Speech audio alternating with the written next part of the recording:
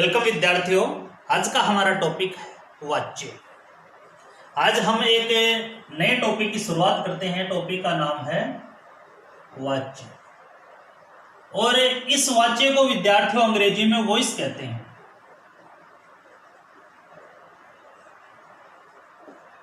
वाच्य को अंग्रेजी में VOICE वॉइस कहा जाता है। आज का हमारा टॉपिक है वाच्य और वाच्य को अंग्रेजी में वॉइस कहा जाता है। और वाच्य का अर्थ देखते हैं। वाच्य का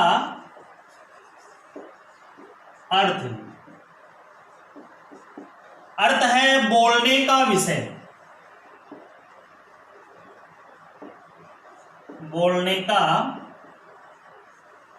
विषय।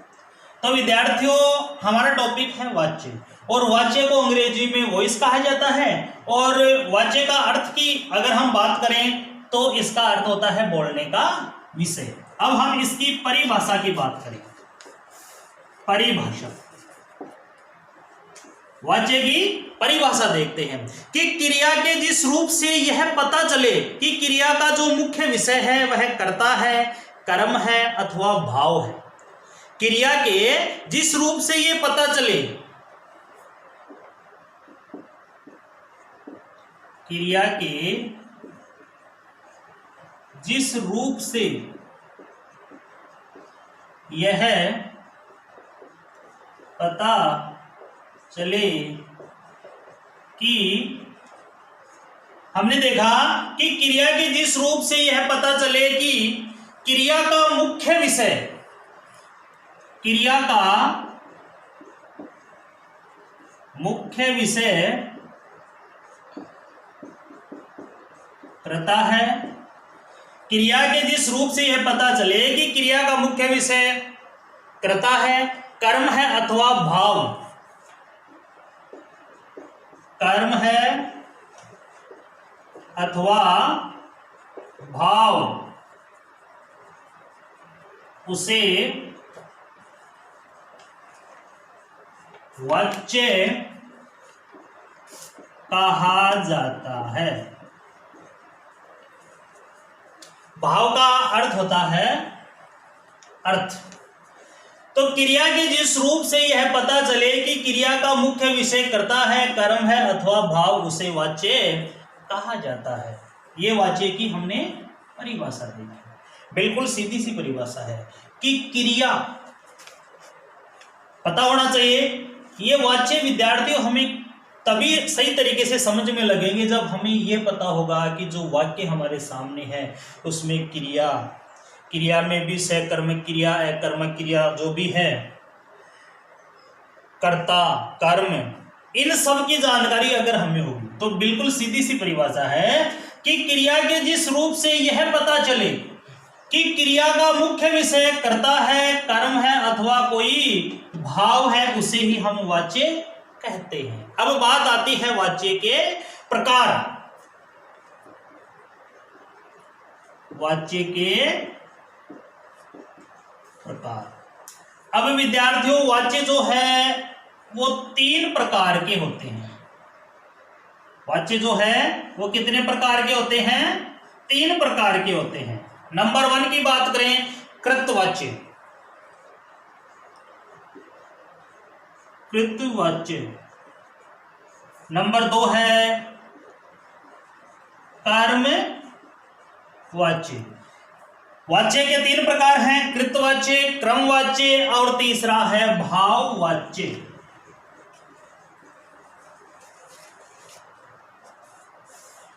बिल्कुल सीधा सा इजी सा पॉइंट है। यहां तक हमने क्या रीड किया, क्या पढ़ाई की? पॉइंट का नाम है वाच्य।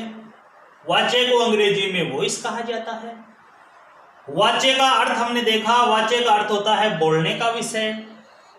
इसकी हमने परिभाषा देखी कि क्रिया के जिस रूप से यह पता चले कि क्रिया का मुख्य विषय कर्ता है, कर्म है या कोई भाव है, उसे हम क्या कहते हैं? वाच्य कहते हैं। और विद्यार्थियों वाच्य जो है उसके 3 भेद हैं या 3 प्रकार हैं। नंबर 1 है कृतवाच्य, नंबर 2 है कर्मवाच्य और नंबर 3 है भाववाच्य। तो नंबर 1 की बात करते हैं कृतवाच्य की। नंबर 1 कौन सा है? कृतवाच्य।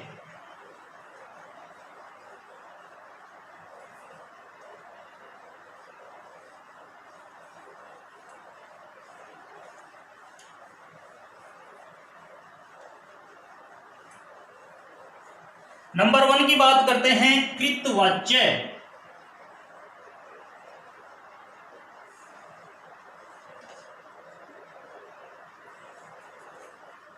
कृतवाच्य। अब कृतवाच्य की परिभाषा देखते हैं। कृत जो वाच्य है उसकी परिभाषा देखते हैं कि जब वाक्य में प्रयुक्त क्रिया का सीधा संबंध कर्ता से होता है तो उसे हम क्या कहेंगे? कृतवाच्य। जब वाक्य में प्रयुक्त क्रिया का सीधा संबंध, जब वाक्य में प्रयुक्त क्रिया का सीधा संबंध किससे होता है? कर्ता से होता है। कर्ता से होता है। हमने क्या देखा? जब वाक्य में प्रयुक्त क्रिया का सीधा संबंध कर्ता से होता है, जब वाक्य में प्रयुक्त क्रिया का सीधा संबंध किससे होता है? कर्ता से होता है, तो उसे हम क्या कहेंगे? कृतवाच्य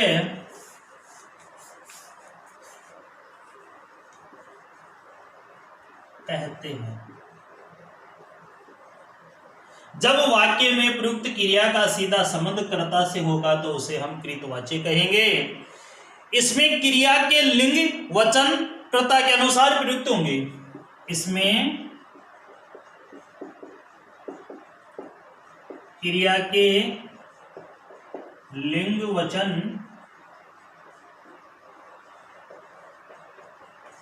कर्ता के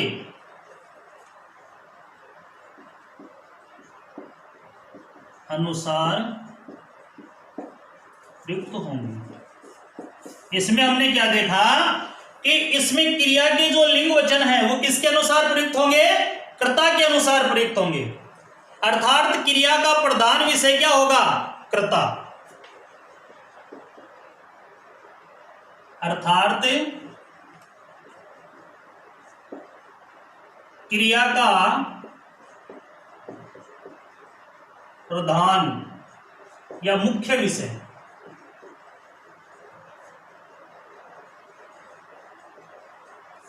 इसमें हमने देखा अर्थात क्रिया का प्रधान या मुख्य विषय, क्रिया का प्रधान विषय या मुख्य विषय क्या होगा? कर्ता है। क्या है? कर्ता है। और क्रिया का प्रयोग कर्ता के अनुसार होगा। और क्रिया का भी प्रयोग क्या होगा?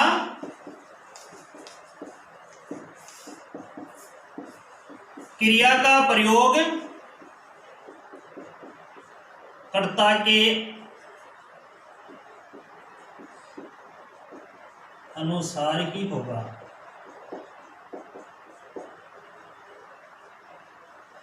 विद्यार्थियों हमने देखा कृतवाच्य। कृतवाच्य की परिभाषा हमने क्या देखी कि जब वाक्य में प्रयुक्त क्रिया का सीधा संबंध किससे होगा? कर्ता से। क्रिया का सीधा संबंध किससे होता है? कर्ता से। हम एक ऐसा वाक्य देखेंगे, उस वाक्य में क्रिया का सीधा संबंध किससे बताया जाएगा? कर्ता से होगा, उसे हम कृतवाच्य कहते हैं। इसमें एक बात और याद रखने वाली है कि इसमें क्रिया के जो लिंग और वचन हैं वो कर्ता के अनुसार प्रयुक्त होंगे। क्रिया के जो भी लिंग और वचन हैं वो कर्ता के अनुसार प्रयुक्त होंगे। अर्थात क्रिया का प्रधान या मुख्य विषय जो है वो कौन होगा? फिर कर्ता है। और क्रिया का प्रयोग भी कर्ता के अनुसार ही होगा। हम देखें, एक एग्जाम्पल देखते हैं। एग्जाम्पल जैसे नंबर 1 है नरेश स्कूल जा रहा है। जैसे एक नंबर है नरेश स्कूल जा रहा है। तो विद्यार्थियों ये तो क्या हो गई? क्रिया हो गई। और नरेश क्या हो गया, कर्ता हो गया। हमने क्या देखा, क्रिया का सीधा संबंध कर्ता से होता है, ये क्रिया है, इसका सीधा संबंध किससे होगा, कर्ता से होगा। तो इसमें हम क्या देखेंगे कि जैसे वाक्य में जा रहा है, क्या है, क्रिया है। अब नरेश कर्ता के अनुकूल, पुल्लिंग एक वचन है। नरेश क्या है, कर्ता के अनुकूल,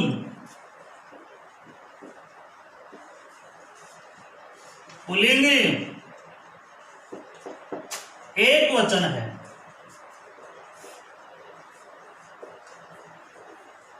नरेश स्कूल जा रहा है, तो जा रहा है क्या है, ये क्रिया है, और नरेश कर्ता के अनुकूल पुल्लिंग एक वचन है। यही हमें इसमें देखना है कि वाक्य में क्रिया का संबंध कर्ता से होता है। क्रिया का संबंध किससे हो रहा है, कर्ता से हो रहा है। और इसमें हमने देखा कि क्रिया के जो लिंग और वचन है वो कर्ता के अनुसार हो रहे हैं, अर्थात क्रिया का जो प्रधान या मुख्य विषय कौन हो रहा है, कर्ता है, और क्रिया का प्रयोग कर्ता के अनुसार इसमें हो रहा है। इसलिए नरेश स्कूल जा रहा है, ये किसका एग्जाम्पल है, कृतवाच्य का। दूसरा है लड़का पानी पीता है। नंबर दूसरे में देखें, लड़का पानी पीता है। दूसरा एग्जाम्पल हम देखते हैं कि लड़का पानी पीता है। तो इसमें क्या हो गया, पीता क्या है, क्रिया है, और लड़का क्या है, कर्ता है। इस एग्जाम्पल में भी हमने क्या देखा कि लड़का पानी पीता है, तो इसमें पीता क्या है, क्रिया है। पीता क्रिया कर्ता के अनुकूल, इसमें देखेंगे हम, पीता जो है क्रिया कर्ता के अनुकूल, पुल्लिंग एक वचन है, पुल्लिंग एक वचन है। तो इसमें हमने देखा कि पिता क्रिया कर्ता के अनुकूल, पुल्लिंग एक वचन है, और यही हमें बताना है इस परिभाषा के माध्यम से। तो लड़का पानी पीता है जो है कृतवाच्य का एग्जाम्पल है। तीसरा हम देखें, लड़कियां दूध पीती हैं। तीसरा जो एग्जाम्पल देखें, लड़कियां दूध पीती हैं। लड़कियां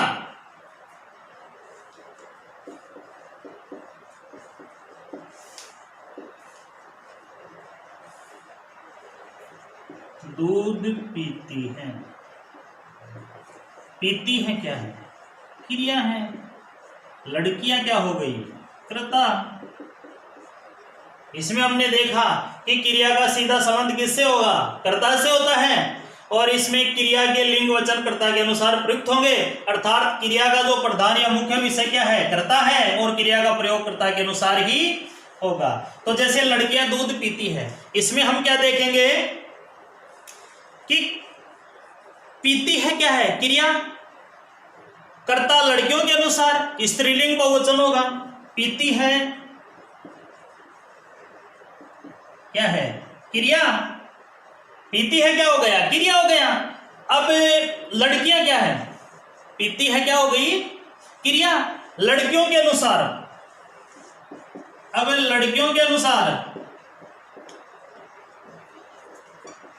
अनुसार हम क्या देखेंगे कि स्त्रीलिंग बहुवचन की है, स्त्रीलिंग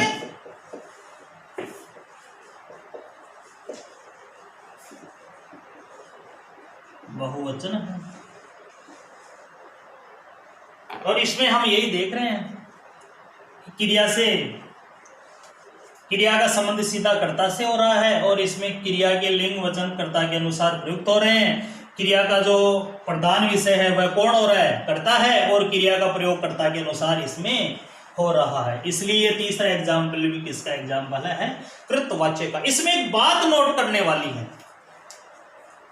इसमें जो बात है, एक मुख्य बात है, वो हम नोट रखेंगे।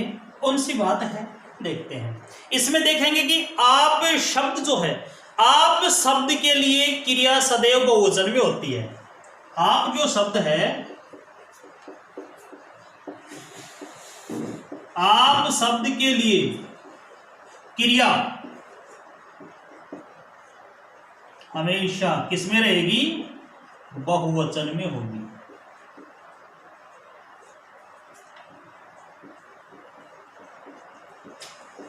आप जो शब्द है उसके लिए क्रिया हमेशा बहुवचन में होगी। जैसे एग्जाम्पल हम देखें, इसका एक एग्जाम्पल देखते हैं।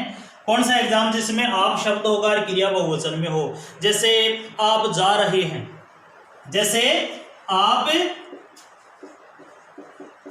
जा रहे हैं, तो इसमें क्रिया जो है वो आप जो है वो हमेशा किस में रहेगी? बहुवचन में रहेगी। नंबर दूसरा है कृतवाच्य के बाद में क्रमवाच्य। नंबर 2 की हम बात करते हैं, कृतवाच्य के बाद में कर्मवाच्य।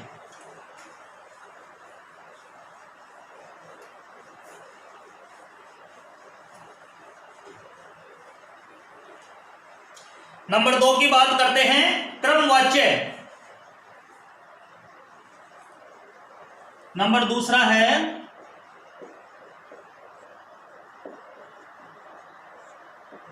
क्रमवाच्य। क्रमवाच्य तो क्रमवाच्य में बिल्कुल इसकी इजी सी परिभाषा है, जब वाक्य में प्रयुक्त क्रिया का संबंध कर्ता के अनुसार न होकर क्रम से होता है। जब वाक्य में प्रयुक्त क्रिया का संबंध, जब वाक्य में प्रयुक्त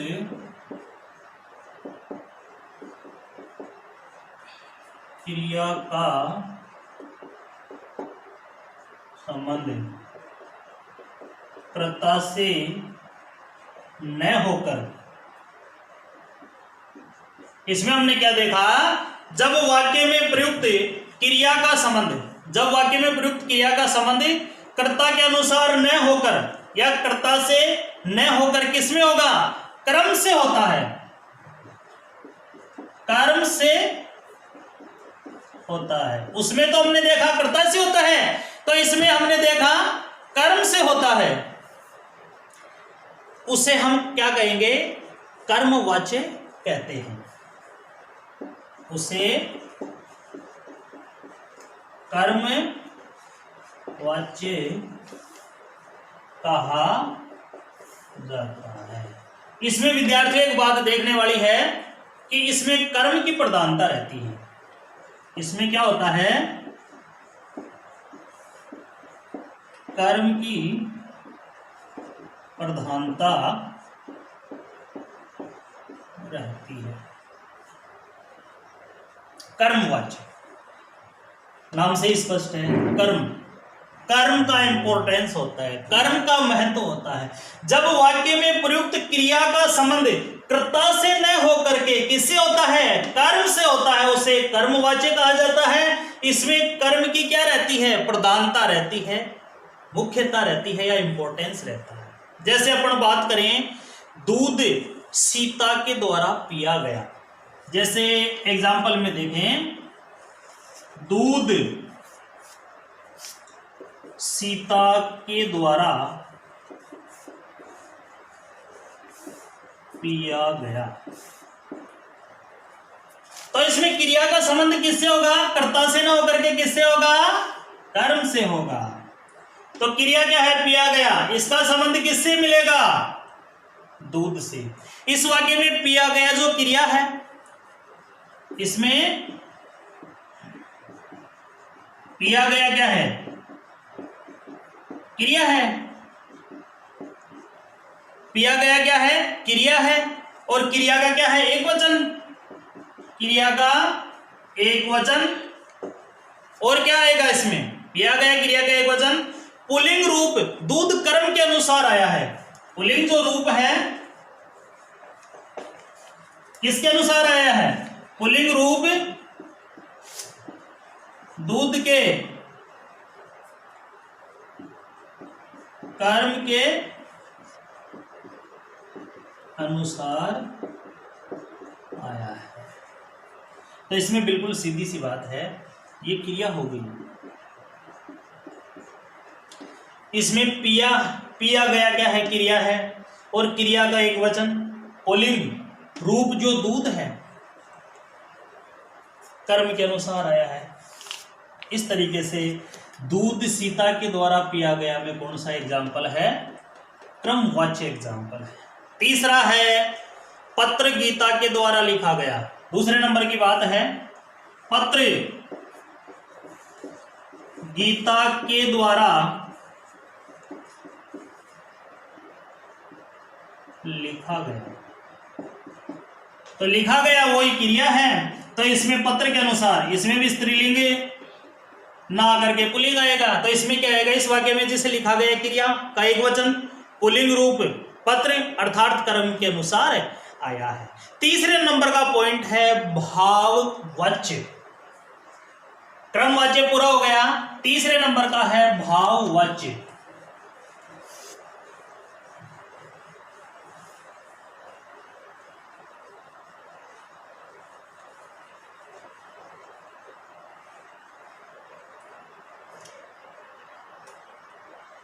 तीसरा है भाववाच्य। भाववाच्य, भाव का मतलब होता है अर्थ। क्रिया के जिस रूप से यह पता चले कि भाव का प्रमुख विषय,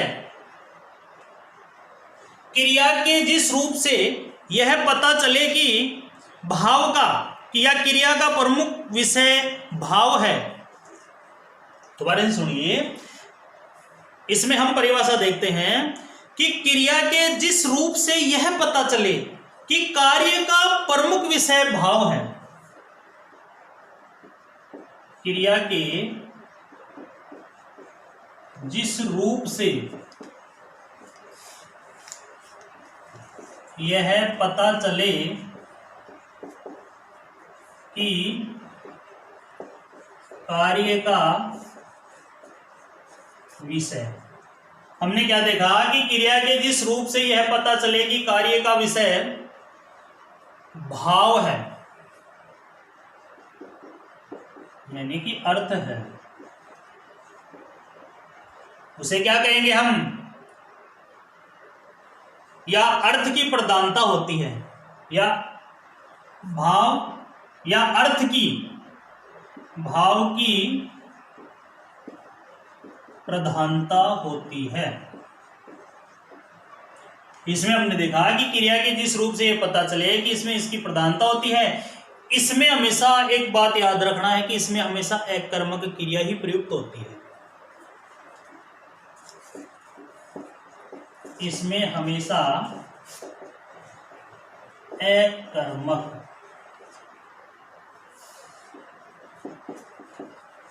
क्रिया ही प्रयुक्त होती है। इसमें हमेशा कौन सी क्रिया का प्रयोग किया जाता है, एक कर्मक क्रिया का ही। इसमें क्रिया के अर्थ की प्रधानता रहती है, कर्ता या कर्म की नहीं। इसमें एक लाइन लिख देता हूं, इसमें क्रिया के अर्थ की प्रधानता रहती है। इसमें हमने क्या देखा, इसमें क्रिया का जो अर्थ है उसका ही इंपॉर्टेंस रहता है, उसका ही महत्व रहता है, कर्ता या कर्म की नहीं। कोई भी कर्ता होता है या कर्ता या कर्म की नहीं। तो विद्यार्थियों, भाववाच्य, भाव का अर्थ होता है अर्थ। भाव को हम दूसरे शब्दों में अर्थ भी कहते हैं। तो भाववाच्य, क्रिया के जिस रूप से यह पता चले कि कार्य का विषय भाव की प्रधानता होती है, कार्य का मुख्य विषय भाव की प्रधानता होती है। मुख्य विषय भी लिख सकते हैं यहां,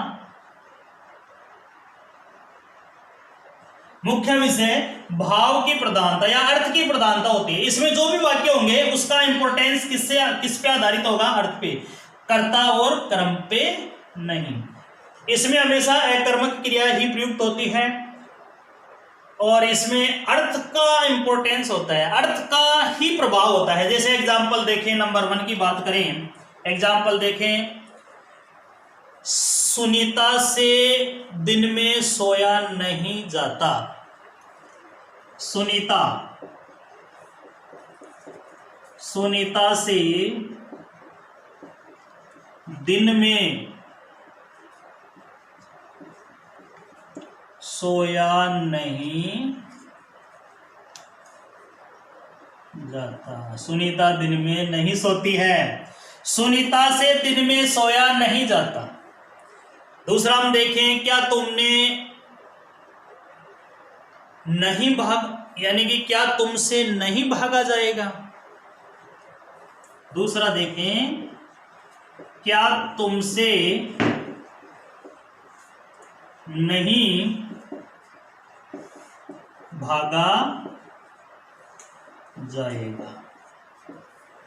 तो सोया नहीं जाता है, सोया नहीं जाता, भागा जाएगा, इसके बारे में देखते हैं। इन वाक्यों में अर्थ की प्रधानता है और उसे हम निषेधार्थक सोया नहीं जाता, भागा जाएगा के द्वारा प्रस्तुत किया गया है। इसमें क्रिया क्या है, स्वतंत्र है और वह हमेशा पुल्लिंग, एकवचन तथा अन्य पुरुष में ही प्रयुक्त होती है।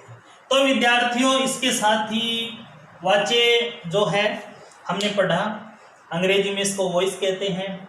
वाच्य के 3 प्रकार पढ़े, कृतवाच्य, कर्मवाच्य और भाववाच्य। इसी के साथ ये वाच्य का पॉइंट हमारा यहीं पूर्ण होता है।